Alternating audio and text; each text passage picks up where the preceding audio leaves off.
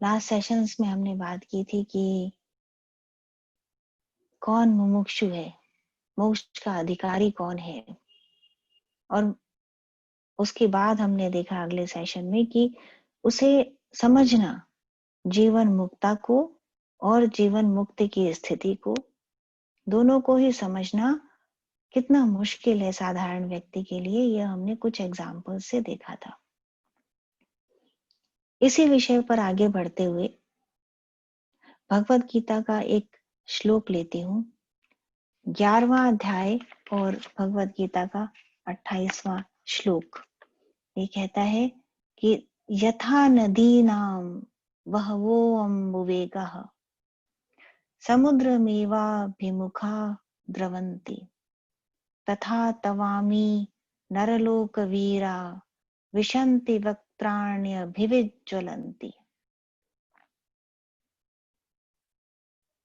कि जिस प्रकार नदियां समुद्राभिमुख होकर समुद्र की तरफ ही आगे बढ़ती हैं और उसी में गिरती चली जाती हैं, अपने मूल, अपने उद्गम से मिलती चली जाती हैं, ठीक उसी प्रकार नरलोक के वीर प्रज्वलित होकर, प्रकाशित होकर, प्रचंड वेग के साथ आपके मुख में समाहित होते चले जाते हैं। इसका अर्थ क्या है? इसका भावार्थ क्या है? कि जीव का धर्म ही है अपने मूल उद्गम से मिल जाना, जिस प्रकार नदियों का धर्म है कि वह समुद्र की ओर ही आगे बढ़ती हैं। धर्म क्या? जिस जो होने की स्थिति है, जो आपको धारण करता है, जिसके बिना उस वस्तु का, व्यक्ति का, उस भावना का अस्तित्व नहीं। जैसे आग है तो गर्म है, यदि उसमें गर्मी है, तेज है, जलन है, तो वह आग है। यदि उसमें तेजी नहीं, यदि उसमें गर्मी नहीं, तो वह आग नहीं है, उसका धर्म है।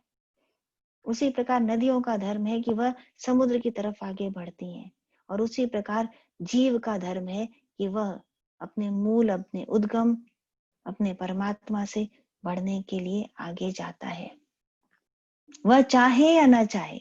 अब यहाँ देखिए, इच्छा हट गई, जो धर्म है वो काम होगा ही। नदी का धर्म है समुद्र की तरफ आगे बढ़ना, तो वह जाएगी। आग का धर्म है तेजी देना, तो वह तेजी देगी। प्रकाश का धर्म है अंधकार को हटा देना, तो वो करेगा। एक संत का धर्म है कि वह केवल उसे ईश्वरीय बातें अच्छी लगती हैं, उसी का ध्यान करना, उसी का अनुसंधान करना अच्छा लगता है, तो वह करेगा, क्योंकि वह उसका धर्म है। उसकी चाहना नहीं है, ये उसका धर्म है। यह वो कैरेक्टरिस्टिक है जिसके कारण ही उसका एग्जिस्टेंस है। यदि यह ना हो तो वह एग्जिस्ट ही नहीं करता। ठीक इसी तरह जीव का धर्म है परमात्मा की तरफ आगे जाना, अनेकानेक योनियों से बढ़ता हुआ। कभी उसने जन्म लिया वनस्पति की तरह, पेड़ पौधों की तरह आगे बढ़ा, कीट पतंगे, फिर पशु पक्षी, और अंत में मनुष्य। 84 लाख योनियों से क्रमवार बढ़ता हुआ अंत में जैसे पतंगा जल जाता है आग के अंदर, उसी तरह ब्रह्म में विलीन होना, यही उसकी नियति है, यही उसकी स्थिति है, यही उसका धर्म है। तो एक प्रश्न आता है कि फिर हम प्रयास ही क्यों करें? यदि हमारा यह धर्म है तो हम स्वतः एक दिन उसमें विलीन हो जाएंगे। पर क्या कोई भी बुद्धिमान साधक, क्या कोई भी बुद्धिमान व्यक्ति ऐसा चाहेगा? मान लीजिए आपको यहां से मुंबई तक जाना है, पैदल चल रहे हैं आप, तो पहुंच ही जाएंगे एक दिन। पर क्या आप ऐसा करेंगे? यदि आपके पास ट्रेन, कार,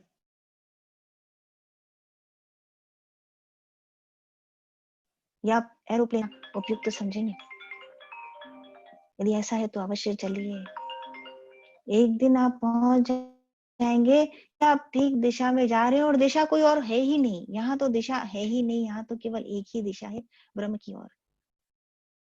तो यह आपके ऊपर निर्भर करता है कि आप पैदल चलना चाहते हैं या कोई साधन लेना चाहते हैं। तो यही योगी राज ने बताया कि क्रिया के साधन से इस डिस्टेंस को बहुत तेजी से कवर किया जा सकता है। अनेकों अनेक योनियों का सहारा लेकर के अनेकों अनेक दुखों से जूझता हुआ जीवात्मा एक दिन परमात्मा में मिलता है। तो क्या आप उन दुखों को कम करना चाहते हैं? जो करना चाहते हैं वही मुमुक्षुत्व की ओर आगे बढ़ते हैं। ठीक ठीक लेखा जोखा करते हुए योगीराज ने बताया कि 8 घंटे की प्रॉपर प्रॉपर क्रिया साधना से 1000 योनियों का सफर तय हो जाता है। 1000 वर्ष के प्राकृतिक विकास के समानांतर विकसित होता है योगी का मस्तिष्क, यदि वह 8 घंटे का क्रिया योग करता है। ऐसा उन्होंने योगीराज ने बताया।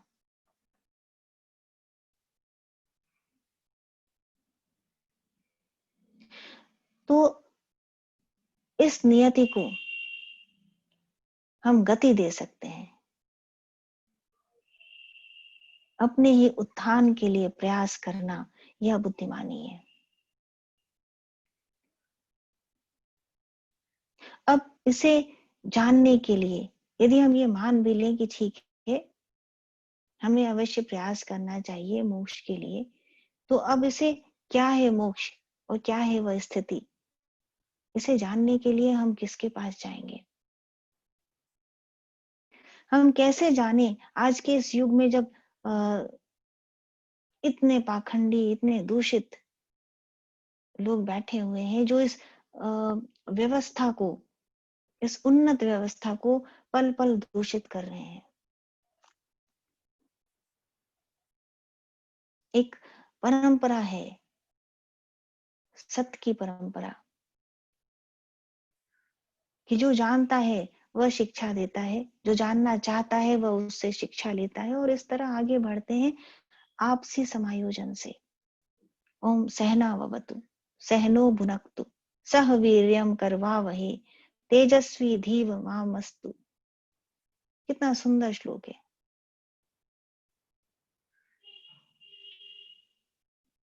पर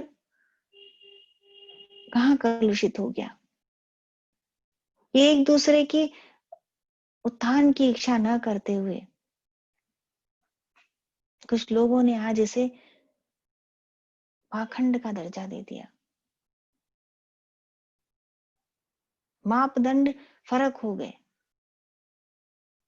तो व्यक्ति जान ही नहीं पाता कि कौन सच्चा कौन झूठा, किससे शिक्षा ले, कहाँ जाए।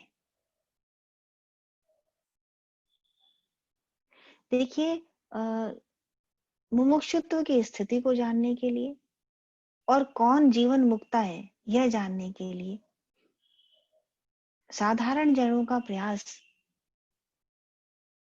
पूरा नहीं पड़ता। क्यों पूरा नहीं पड़ता? इसे ऐसे समझिए, यदि एक व्यक्ति यह जानना चाहे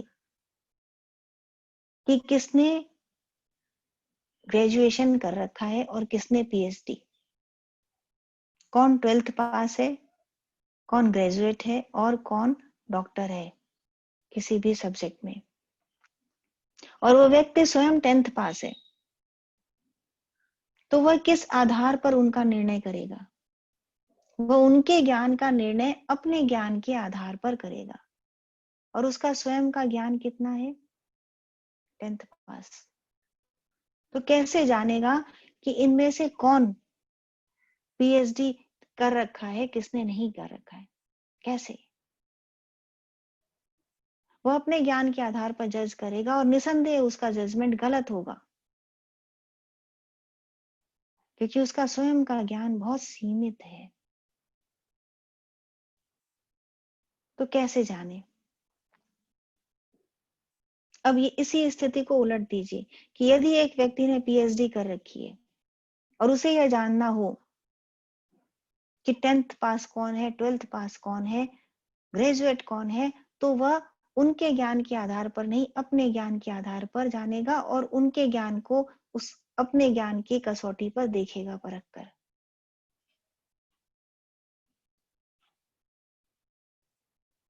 तो उनके ज्ञान को जानने के लिए आपको कम से कम उनके समकक्ष होना पड़ेगा।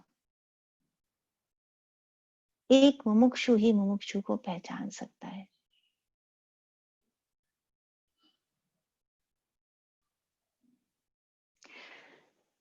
इसीलिए गलतियां हो जाती हैं। तो यहाँ आते हैं शास्त्र हमारी मदद करने के लिए। यहाँ आते हैं वह देव पुरुष जो स्थापित हो चुके हैं, जिनका कहा गया अकाट्य सत्य है, जिन्होंने करके दिखाया, जिन्होंने अपने आप को एस्टेब्लिश करके दिखाया। योगीराज को लोग स्वयं महादेव के रूप में देखते थे,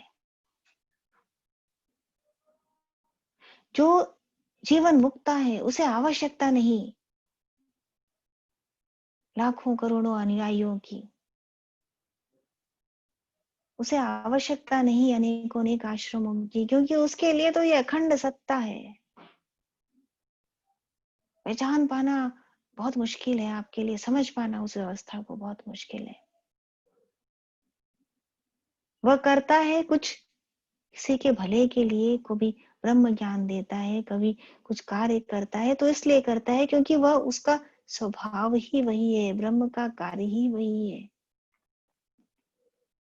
जैसे आग का काम है जलना, उसी तरह वह जलता है प्रकाश देने के लिए ही। तो लोगों को उनके अंदर महादेव दिखाई देते थे, उनकी आकृति के अंदर महादेव के दर्शन होते थे, किसी को कृष्ण के दर्शन होते थे। भगवान, योगीराज को भगवान रूप में देखा। कैसे?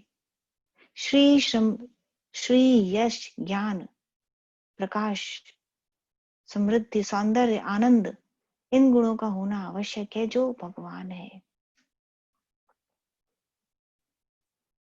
तो यह ज्ञान, यह प्रकाश, यह आनंद, यह सौंदर्य, यह यश, बल, श्री और समृद्धि योगीराज के अंदर थी।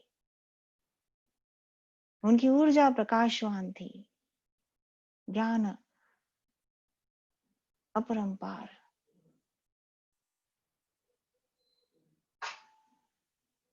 तो एक बार भैरव, भैरव नाम के उनके शिष्य ने, उनके न्यायी ने उन्हें महादेव के रूप में देखते हुए उनके ऊपर घड़ा पलट दिया जल का, हर हर महादेव करते हुए।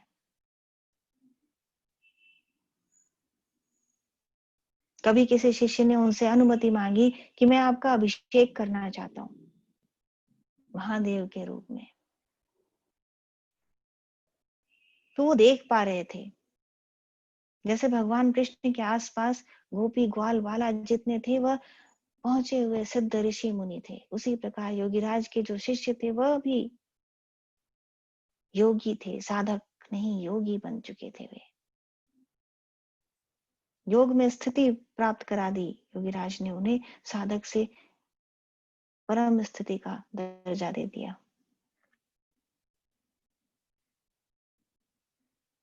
स्थित प्रज्ञ, समत्व पर स्थापित, जो हिले नहीं, वह मुमुक्षु, मुमुक्षु वह जीवन मुक्ता।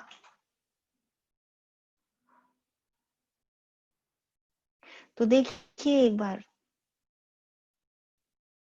कि मुमुक्षुत्व हम क्यों धारण करें, कि मोक्ष की स्थिति क्या होती है, जीवन मुक्ता कौन है। क्योंकि हमारे पास और कोई है नहीं पूछने के लिए, जानने के लिए। हम किस पर विश्वास करें और क्यों? हम साधारण व्यक्तियों पर विश्वास कर नहीं सकते, शास्त्र हमारी समझ आते नहीं, और जो हिस्ट्री में जो मिलता है, जिनका लिखित मिलता है कि जिनका जन्म हुआ और जो यहाँ से छोड़ के गए, सांसारिक बुद्धि से, सांसारिकता से उन्हीं लोगों को हम देख पाते हैं। तो ऐसे लोगों में 200-300 साल के अंदर जो हुए, 500 साल के अंदर, उनके ऊपर सांसारिक बुद्धि वाले लोगों का विश्वास अधिक जमता है। इन व्यक्तियों में योगिराज से ऊपर कोई नहीं। क्रिया के प्रवर्तक, भगवत प्राप्ति की अद्भुत साधना, गृहस्थ योग में क्रिया के प्रवर्तक योगिराज से बढ़कर कोई नहीं, जो यह बता सके कि मुमुक्षु क्यों धारण करें, क्यों अधिकारी बनने का प्रयास करें मोक्ष की। यह है क्या, वह स्थिति क्या है कि जब ब्रह्ममय हो जाता है जीव, कि तुरीय अवस्था प्राप्त हो जाए, तो स्थिति क्या। एक पुरानी कहानी है जो फिर से रिपीट करती हूँ कि एक बार राजा जनक को ले जाने के लिए यमराज आए कि चलिए। तो राजा जनक ने कहा मैं चलता हूं, लेकिन मेरी प्रजा का क्या होगा, इनको भी साथ ले चलता हूं वैकुंठ धाम में। तो यमराज ने कहा कि कोई जाना चाहेगा तो ले चलेंगे कि यूं ही। तो जनक ने कहा क्यों नहीं जाना चाहेंगे, ये लोग अवश्य जाना चाहेंगे। यमराज ने कहा पूछ कर तो देखिए कोई वैकुंठ धाम जाना चाहता भी है कि नहीं। जनक गए ऋषि मुनियों के पास, उन्होंने कहा अभी तपस्या बाकी है। प्रजाजनों के पास गए, नागरिकों के पास, उन्होंने कहा अभी बेटे की शादी, बेटी का शादी, शिक्षा, विवाह या संतानोत्पत्ति, अभी हमारे बहुत से काम बाकी हैं। सब तरफ से निराश होकर के जनक ने देखा कि नाली में कुछ सुअर का परिवार विचरण कर रहा था। तो उन्होंने सोचा कि यह तो इतना इतना पतित जीवन भोग रहे हैं, यह तो अवश्य चलेंगे। उनको पूछा तो जो उनका मुखिया था सुअर, उसने बोला मैं जाता हूं, अपनी पत्नी को पूछ कर आता हूं क्या हो जाएगी। पत्नी आई और प्रश्न करने लगी कि हमें यह तो बताइए कि वहां क्या होगा, खाने पीने को मिलेगा या नहीं, सोने को मिलेगा या नहीं, मेरे बच्चे हैं। तो राजा जनक ने उत्तर दिया वह स्थिति ऐसी है कि जहां न भूख लगती है न प्यास, जहां न नींद की आवश्यकता होती है न जागृति की। तो उसने उत्तर दिया, उस नाली में पड़ी हुई उस सुअर ने उत्तर दिया वह भी तो जीव है, उसके नाम को गलत तरीके से मत देखिए, वह भी प्राणी है, उसके अंदर भी ईश्वर का अंश है, लेकिन उसकी स्थिति कैसी है, उसकी मानसिक स्थिति कैसी है, या बुद्धि कैसी है, यह देखिए। कि उसने कहा ऐसी जगह मैं नहीं जाऊंगी कि जहां न भूख लगे, न प्यास, न नींद आए, न जागृति, मेरे बच्चों का, मेरे परिवार को क्या होगा, नहीं, हमें नहीं जाना। तो जानना तो चाहिए कि आप कहाँ जाना चाहते हैं। तो मोक्ष की स्थिति होती कैसी है, यह उन्हीं को पूछें जो उस किनारे खड़े हैं। उससे अच्छा कौन बता सकता है कि यहाँ पर कैसा, कैसी सुंदरता है, कैसी स्थिति है, उसका विवरण उनसे अधिक अच्छी तरह कौन कर सकता है। तो गुरु क्या कहते हैं देखिए,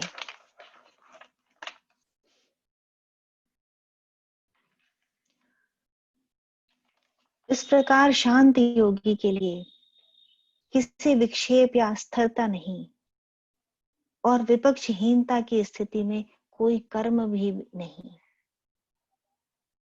इस प्रकार शांत बैठे योगी के लिए कोई विक्षेप नहीं, अस्थिरता नहीं। तो जो योगी है, जो मुमुक्षुत्व हासिल कर चुका है, उसके चरम पर पहुंच चुका है, वह शांत है पूर्णतया। ध्यान में जब बैठते हैं लोग, तो थोड़ी सी बाधा विचलित कर देती है। किंतु यह योगी शांत है, उसके लिए बाधा ही नहीं कुछ भी। कि जैसे बिजली गिर जाए ऊपर से नीचे तो वह भी तो ब्रह्म ही है। कि कोई व्याधि आ गई, किसी सांप ने काट लिया, तो क्या वह भी तो ब्रह्म ही है। अद्वैत में स्थिति हो गई तो विक्षेप नहीं रहा। विक्षेप नहीं है तो किसी प्रकार की अस्थिरता नहीं है। स्थिर से अस्थिर, स्थिर और अस्थिर कैसे बनता है? आपको क्या लगता है कि यदि धरती पर कोई नाव रखी है तो वह स्थिर है, क्योंकि हिल नहीं रही धरती, तो नाव भी नहीं हिल रही। वह अस्थिर कब होती है? जब नदी के अंदर छोड़ दिया जाता है, तो क्योंकि पानी हिलता रहता है वायु के प्रवाह से, तो नाव भी हिल रही। क्योंकि नाव का आधार कभी धरती है और कभी जल। वह स्वयं अपना आधार नहीं। जो स्वयं का आधार स्वयं नहीं, वह अस्थिर हो जाता है। लेकिन जो जीवन मुक्ता है वह स्वयं ही आधारभूत ब्रह्म है। तो अस्थिर कैसे हो सकता है? वह स्वयं प्रकाश है। वह किसी प्रकाश से लेकर प्रज्वलित नहीं होता, उसमें ग्रहण लग जाता है। धरती पर प्रकाश आता है सूर्य से तो कम और ज्यादा होता है, लेकिन जो स्वतः प्रज्वलित हो वह हमेशा समत्व की स्थिति में होता है। तो वह योगी चिर शांत है। वह योगी विक्षेप से रहित है। वह योगी पूर्णतया स्थिर है। विपक्षहीनता की स्थिति में कोई कर्म नहीं। कर्म कहाँ होता है? जब दो होते हैं तो कर्म जनित होता है। कैसे? रिएक्शन। आपके सामने कुछ स्थिति आती है तो आप रिएक्ट करते हैं। आपने उसे देखा, यह भी रिएक्शन है। आपने उसे सुना, यह भी रिएक्शन है। दो नहीं तो किसे सुनेंगे? कौन कहेगा और कौन सुनेगा यदि दो नहीं? प्रेम गलियति साकरी, या में दो न समाए।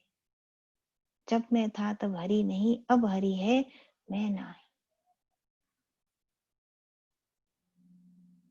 यह जीवन मुक्ता। तो कर्म ही नहीं बनते। कर्म के फल की बात नहीं हो रही यहाँ। यहाँ कर्म ही नहीं है। सिरे से नाश हो गया कर्मों का, आरंभ ही नहीं जिसका, तो कर्म नहीं।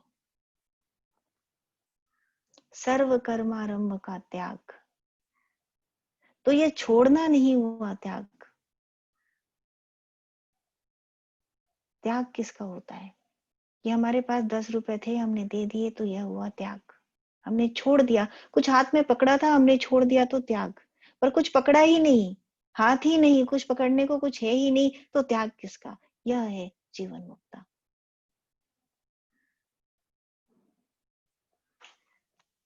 कुछ करना होगा इस प्रकार की इच्छा ही नहीं।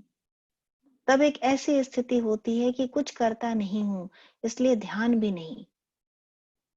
क्रिया की परावस्था के पूर्व इस विश्व संसार को देख रहे थे, किंतु क्रिया की परावस्था में ब्रह्मलीन होने पर स्वयं नहीं, इसलिए इच्छा करेगा कौन?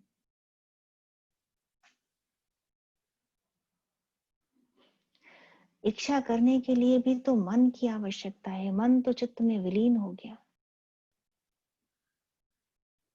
मन विलीन हो गया, बुद्धि नहीं बची, अहंकार नहीं रहा। न तुम न मैं, तो क्या रह गया? केवल सच्चिदानंद भगवान, चिदानंद रूप शिवोहम शिवोहम।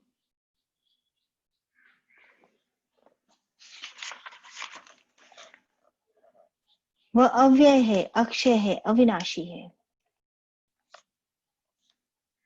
उसमें स्थित रहने पर सारे ताप संताप विनष्ट हो जाते हैं, क्योंकि उसमें स्थिति होने पर योगी इच्छा रहित होने के कारण इस विश्व संसार में रहकर भी नहीं रहते हुए, इसलिए देह का भी आभास नहीं होता। देह अलग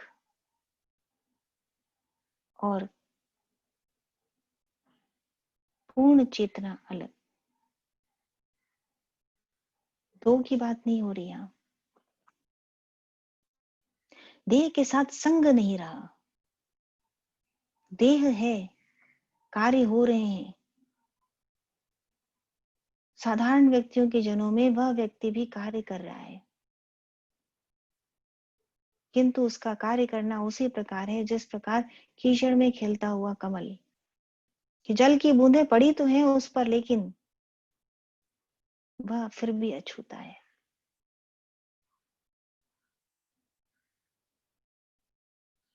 न दुख न सुख, न हानि न लाभ, न राग न द्वेष, न मोह न लोभ, न निद्रा न जागृति, न भूख न प्यास। कभी दर्द नहीं होता और कभी प्रेम नहीं जगता, कभी प्रसन्नता नहीं होती तो कभी दुख भी नहीं होता।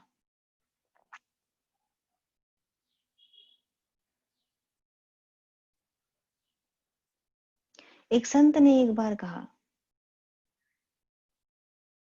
उनसे एक शिष्य ने पूछा कि टू नो एवरीथिंग, यदि ये कहते हैं कि सब जान लेते हैं, तत्व दर्शन हो गया तो सब कुछ जान लिया, तो क्या आप ये बता सकते हैं कि इस अलमारी के अंदर क्या रखा है?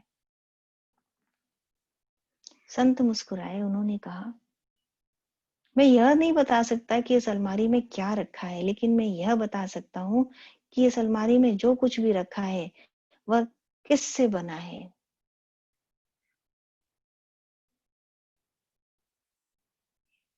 उसका सार क्या है, उसका अस्तित्व क्या है, यह मैं जानता हूँ।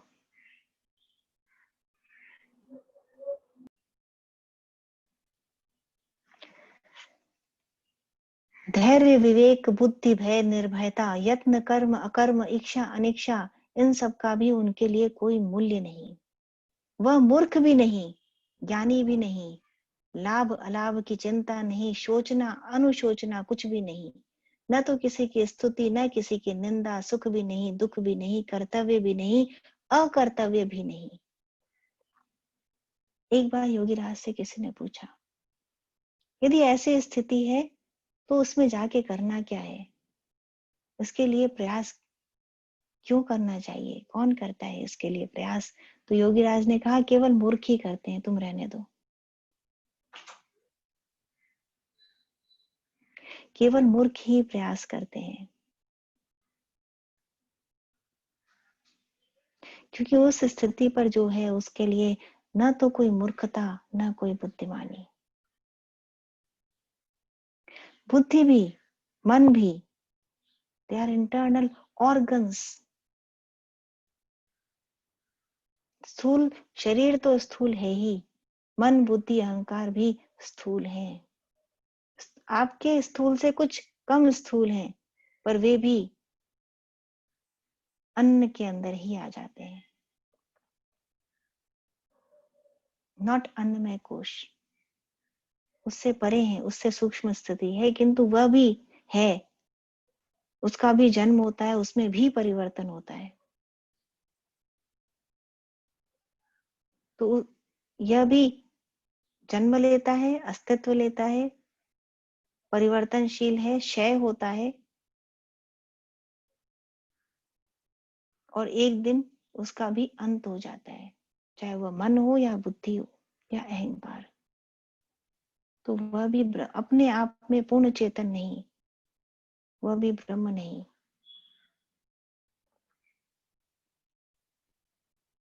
दो बातें हैं समझने के लिए, दो तरीके। या तो हम ये कहें कि यह भी ब्रह्म, यह भी ब्रह्म, यह भी ब्रह्म, सब ब्रह्म, और या हम कह दें कि यह भी नहीं, यह भी नहीं, यह भी नहीं, यह भी नहीं। दोनों ही तरीके से आप जान सकते हैं।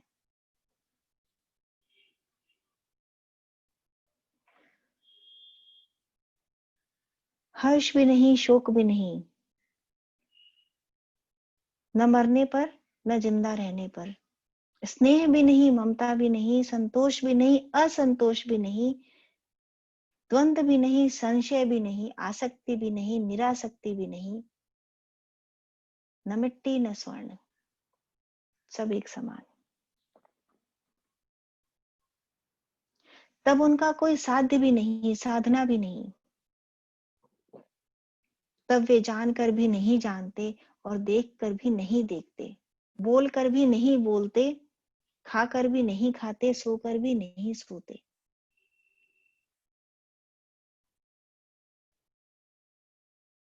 तब वे समाधिस्थ होकर भी समाधिवान नहीं, क्योंकि इस अवस्था में रहकर भी वे जड़ की तरह सारे कार्य करते तो हैं, किंतु जड़वत होकर भी जड़ नहीं, क्योंकि शून्य ब्रह्म में स्थिरता निश्चित हो गई। पंडित होकर भी पंडित नहीं, कहाँ तक कहा जाए, यहाँ तक कि उसमें द्वैत भी नहीं और अद्वैत भी नहीं।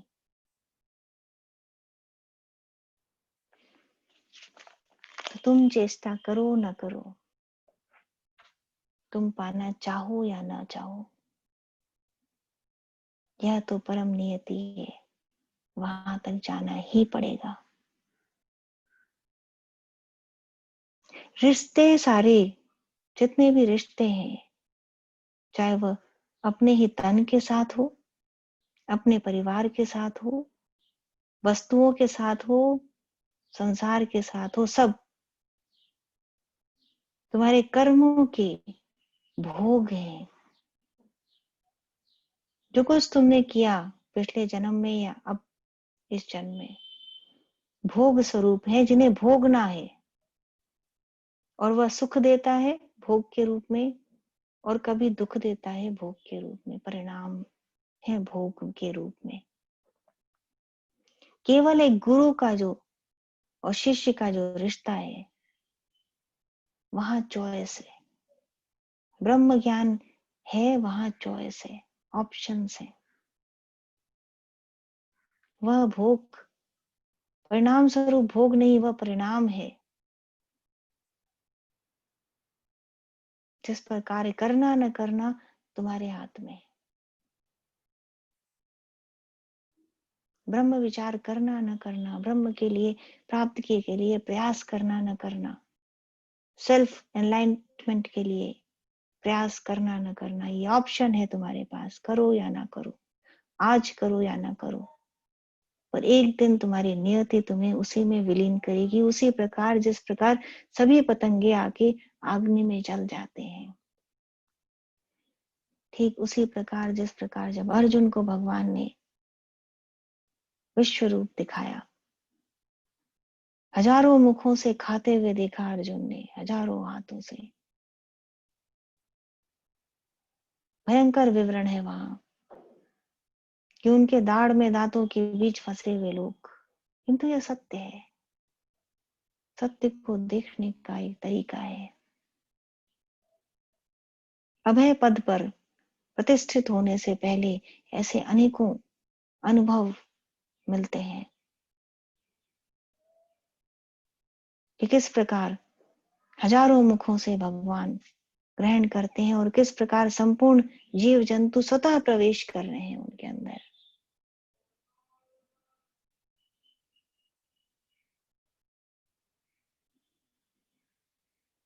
तो पतंगे की तरह जल जाना या